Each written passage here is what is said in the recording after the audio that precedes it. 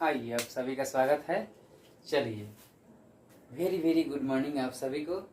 देखते हैं आज का एक नया टॉपिक जो हम लोग लेकर के चल रहे थे एक सीरीज के रूप में, और वह हमारा है मगध साम्राज्य। मगध साम्राज्य में हम लोगों ने बृहद्रथ वंश को देखा है और हर्यक वंश को हमने स्टार्ट किया था, और उसमें जो संस्थापक थे, यूं कहें तो वास्तविक संस्थापक थे बिंबिसार, उनके बारे में हम लोगों ने पिछले वीडियो में देखा है। आज हम इस वीडियो में अजातशत्रु यानी बिंबिसार के पुत्र अजातशत्रु के बारे में देखेंगे, ठीक है। और अगली बार हम लोग उदयन के बारे में देखेंगे, ठीक है ना। तो यहाँ से क्वेश्चन एग्जाम में बनने की 100% संभावना है, ठीक है। चलिए ध्यान देते हैं। अजातशत्रु अपने पिता के काल में अंग का उपराजा था, ठीक है, ध्यान दीजिएगा।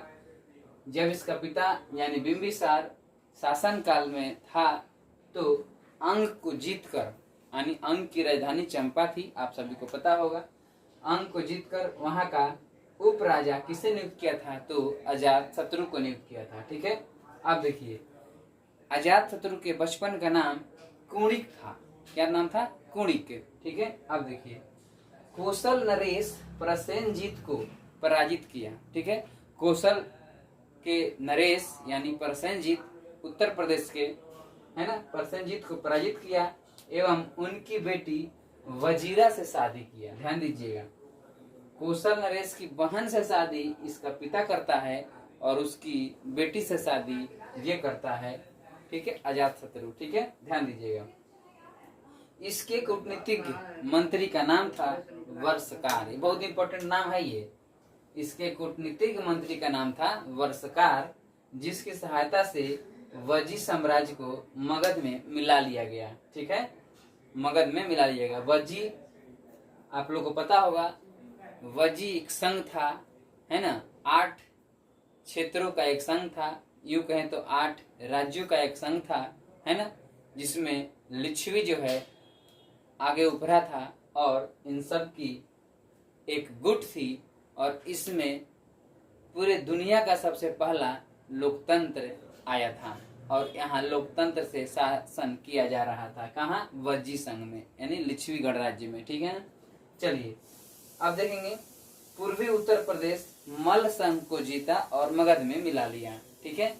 पूर्वी उत्तर प्रदेश का एक बहुत बड़ा भाग मगध साम्राज्य में मिला लिया जाता है अजातशत्रु के द्वारा, ठीक है। अब देखिए, वजी संघ, आइए यहाँ पर वजी संघ के बारे में चर्चा है। वजी संघ में 8 कुल थे, जिनमें से महत्वपूर्ण कुल का नाम यहाँ पर दिया हुआ है: विदेह, ज्ञात्रिक, लिच्छवी, कात्रिक, वज्जी और क्षत्रिय, ठीक है। तो ध्यान दीजिएगा, इन सब की सम्मिलित राजधानी जो थी वो कहाँ थी? तो वो थी वैशाली। और याद रखिएगा, लिच्छवी गणराज्य दुनिया का पहला गणतंत्र देने वाला गणराज्य था, ठीक है। आइए आगे बढ़ते हैं।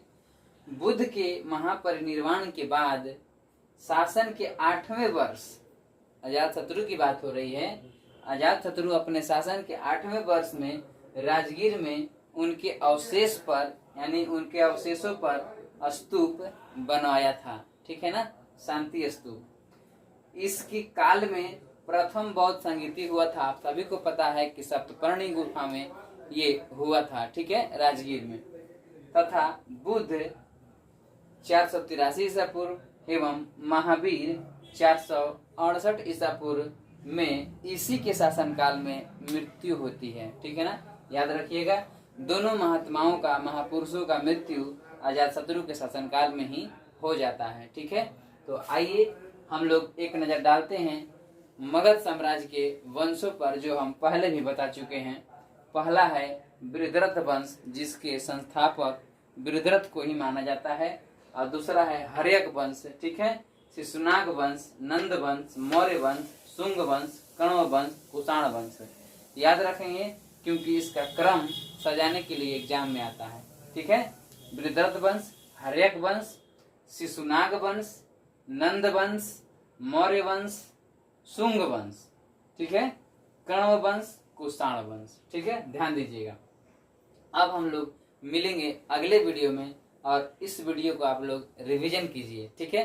तो हमारा वीडियो आप लोगों को पता होगा कि छोटा छोटा ही वीडियो आता है ताकि आप आसानी से इसे देख सके, ठीक है। तब तक के लिए मिलते हैं हम लोग अगले एपिसोड में। आज इसको रिवीजन कीजिए और हो सके तो एक छोटा सा नोट्स भी तैयार कर लीजिए। तब तक के लिए धन्यवाद।